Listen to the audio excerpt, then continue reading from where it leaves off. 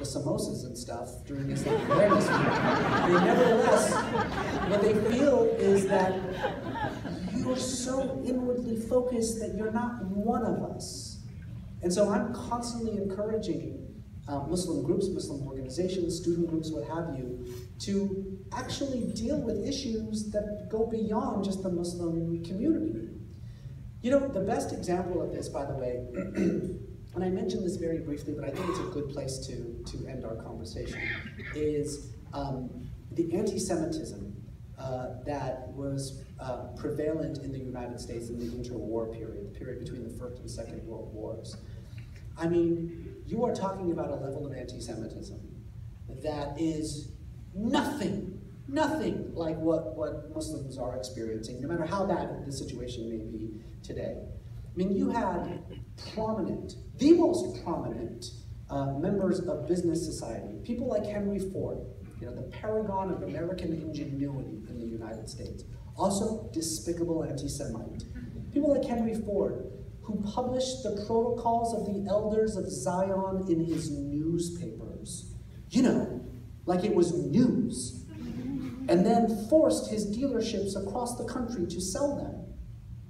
You had preachers like Father Charles Coughlin.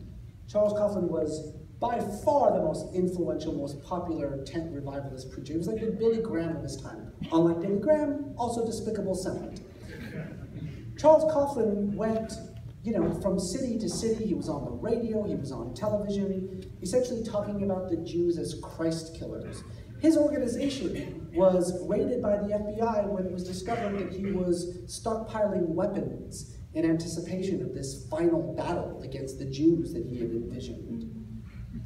It was perfectly mainstream, politically and socially, to say that Jews were not really Americans, that they were a fifth column in society. They don't look like us, they don't dress like us, they don't worship the way that we do. They are not us.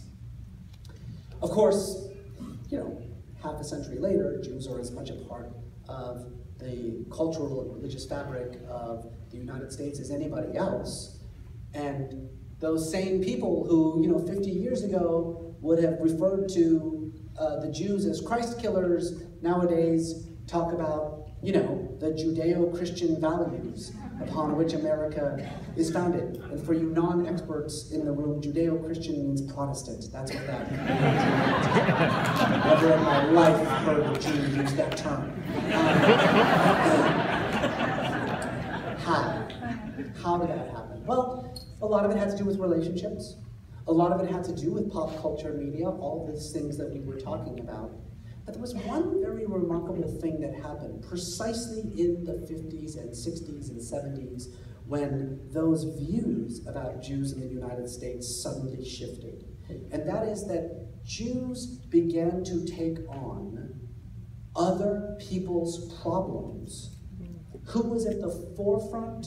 Non-black people were at the forefront of the civil rights movement? Jews. Jews were at the forefront of the civil rights movement. Who was at the forefront of the women's liberation movement in the United States? Jews. Jews were there. Who was at the forefront of the anti-war movement? Jews. The forefront of the anti-poverty movement? Jews. In other words, I think this remarkable example of the way that American Jewry stopped being insular, stopped focusing inward on its own issues, on its own problems, and instead began to take on everybody else's problem. It, in a way, began to reflect the values of Judaism in everyday public life. I think that, more than anything else, transformed the way that Americans thought about Jews. It was very difficult to continue to see them as un-American when the problems that they were addressing were not Jewish problems, but American problems.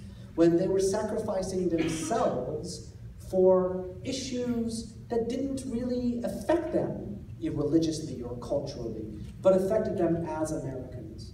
So if I were to end this evening on one note, it would be to encourage the Muslims in this room to start to realize that, yeah, it's nonsense that you have become the the representation of global Islam in your country. It's ridiculous, right? It's unfair, it's bullshit. It's bullshit. But it is what it is. It is what it is.